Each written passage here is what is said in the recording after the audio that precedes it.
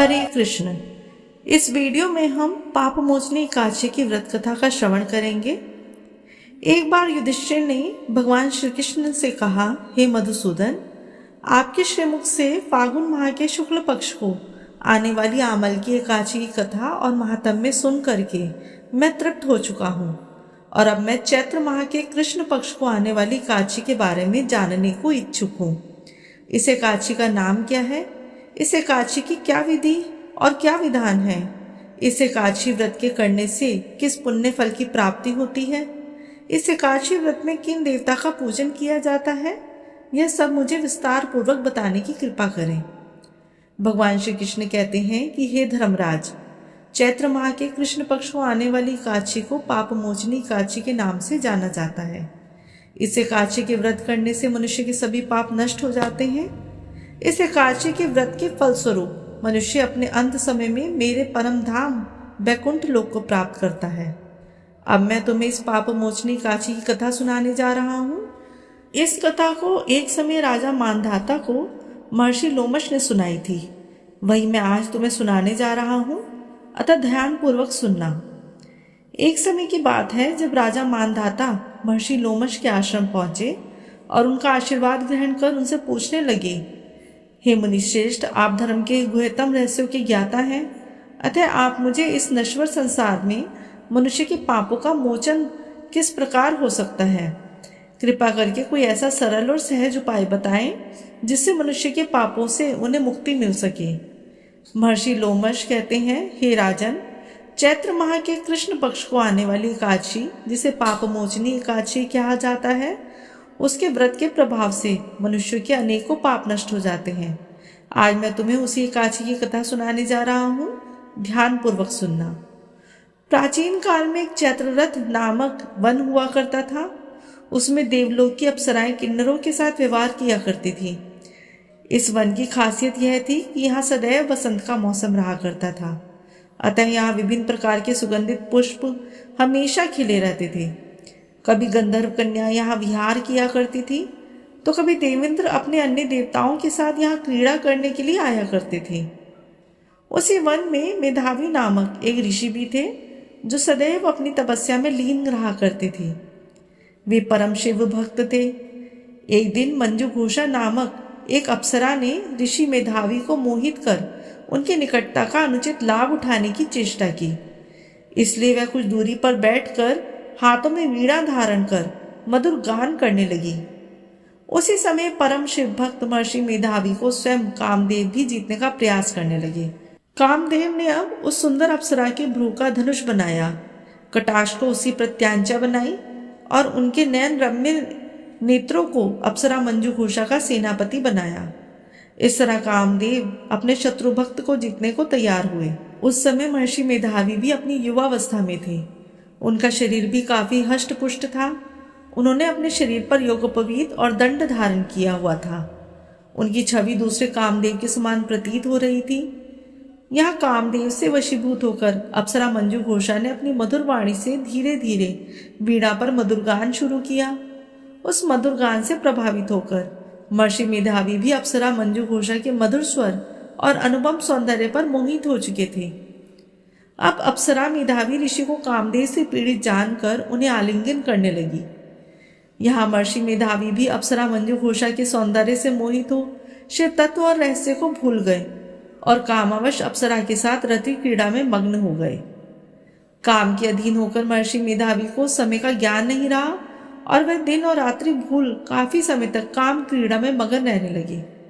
बहुत समय तक काम क्रीड़ा में व्यतीत करने पर अप्सरा मंजुघोषा महर्षि से बोली, हे ऋषिवर, मुझे यहाँ आए अब काफी समय हो गया, अतः मुझे अब स्वर्गलोक जाने की आज्ञा दीजिए। किंतु काम के वशीभूत हुए मुनि मेधावी ने अप्सरा की बात सुन कहा, हे मोहिनी, अभी तुम संध्या वेला को तो आई हो, कल प्रातः होते ही चली जाना। महर्षि के ऐसे वचनों को सुन अप्सरा उनके से फिर रवन करने लगी। इस प्रकार देखते देखते उन्होंने बहुत समय तक एक साथ व्यतीत कर लिया। बहुत समय बीत जाने पर एक दिन फिर से अप्सरा मंजुघोषा ने महर्षि से कहा, हे मुनिश्रेष्ठ, अब बहुत समय बीत चुका है, अभी मुझे पुनः स्वर्गलोक जाने की आज्ञा दीजिए। मुनि ने इस बार भी अप्सरा के वचनों को गंभीरता से न लेते हुए कहा, हे रूपसी, अभी कहाँ इतना समय व्यतीत हुआ है, कुछ दिन और ठहर जाओ।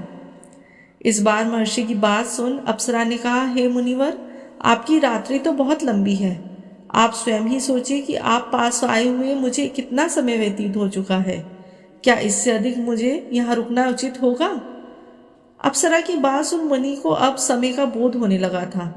जब उन्होंने गंभीरता पूर्वक सोचा तो पता चला कि उन्हें अप्सरा के साथ रमण करते हुए कुल 57 वर्ष का समय बीत गया है।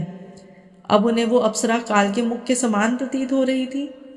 इतना अधिक समय भोग विलास में व्यतीत हो जाने के कारण अब उन्हें उस अप्सरा पर क्रोध आने लगा था।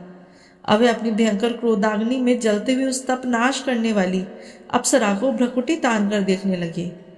अधिक क्रोध के कारण उनके अधर कांपने लगे और इंद्रियां बेकाबू हो गई।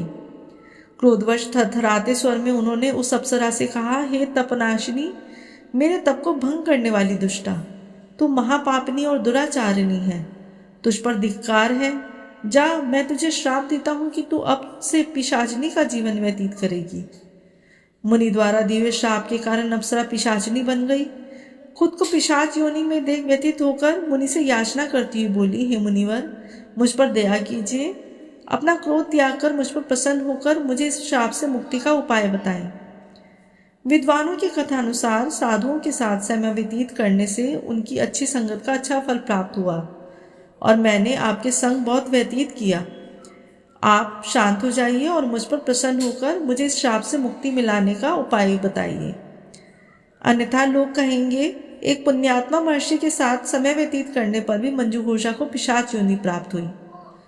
अप्सरा मंजू घोषा के कथन से अब महर्षि को अत्यंत ज्ञानी की अनुभूति होने लगी। उन्हें अब अपनी अपकीर्ति का भी भय होने लगा। अतः पिशाचनी बनी अप्सरा मंजू घोषा को ऋषि ने कहा, हे पापिनी, तेरी वजह से मेरे को बहुत दुर्गति प्राप्त हुई है, किंतु फिर भी मैं जन कल्याण हेतु तुझे इस श्राप से मुक्ति दिलाने का उपाय बता रहा हूँ।